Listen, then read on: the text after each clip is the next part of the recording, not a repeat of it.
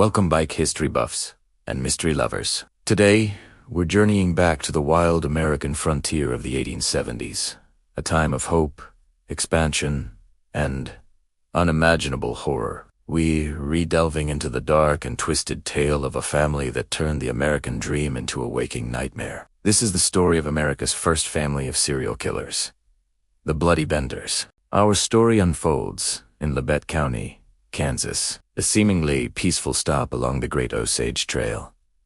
Travelers heading west would often seek rest and a warm meal at a small wooden inn run by the Bender family. There was P.A., a gruff, hulking man of about 60. Ma, his equally imposing and unnerving wife, who claimed to have psychic powers.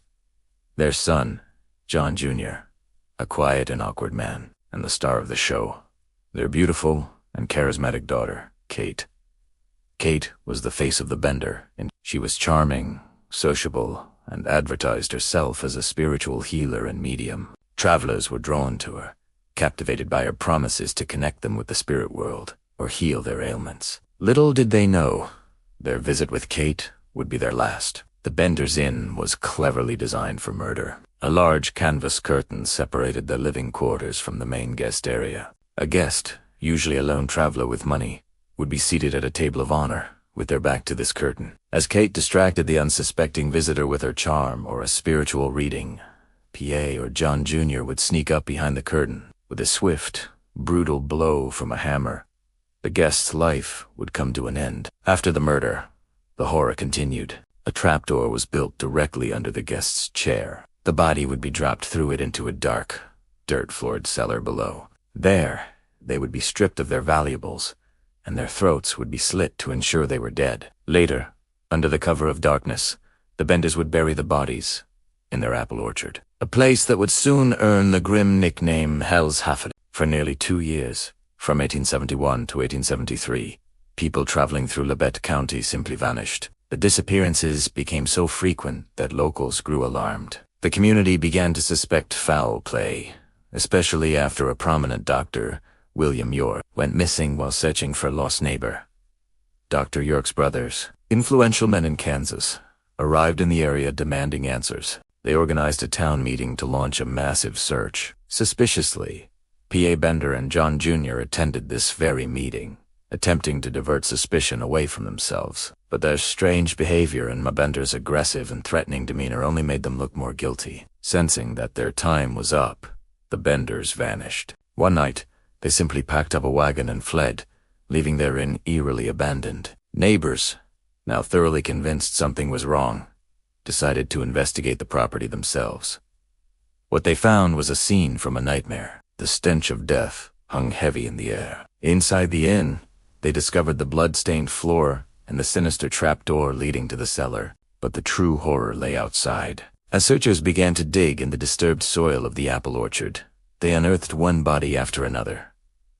They found Dr. York, his skull crushed. They found men, women, and even a little girl, all victims of the Benders' greed. In total, at least 11 bodies were recovered from the property, though many believe the true number of victims could be much higher. The gruesome discoveries sent shockwaves across the nation. Newspapers dubbed the family the Bloody Benders, and their horrific crimes became legendary.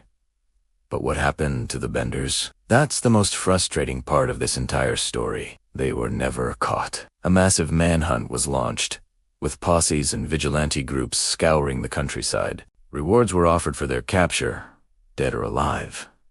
Theories and sightings abounded for decades. One popular theory suggests that a vigilante posse caught up with the family and delivered their own brand of frontier justice, killing them and sinking their wagon in a river to hide the evidence. Another story claims the family split up, with P.A. and John Jr. heading towards Texas, while Ma and Kate made their way to a rough outlaw community. Some even believe Ma and Kate were later captured and killed. Over the years, various women were arrested and accused of being Kate Bender, but none were ever positively identified. The family seemed to have dissolved into the vastness of the American landscape, leaving behind a legacy of terror and a haunting, unanswered question.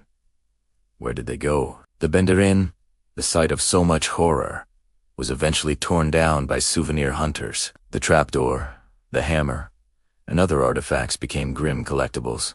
Today, The land where the inn once stood is quiet farmland, with only a historical marker to commemorate the dark events that transpired there. The story of the Bloody Benders serves as a chilling reminder of the darkness that can hide behind a friendly smile and an open door. They preyed on the lonely and the vulnerable, exploiting the trust of weary travelers in a lawless time. Their tale has become a staple of American folklore, a gruesome ghost story told around campfires, a cautionary tale about the monsters that can look just like us. They remain America's first and most infamous family of serial killers, their ultimate fate lost to history. They were never brought to justice, never made to answer for their crimes. The ghosts of their victims and the mystery of their disappearance continue to haunt the plains of Kansas to this day. What do you think happened to them? Did they escape and live out their lives under new identities? Or did they meet a violent end at the hands of vigilantes? Let me know your theories in the comments below. Thanks for watching, and if you enjoyed diving into history's darkest mysteries, be sure to like this video and subscribe for more. I'll see you next time.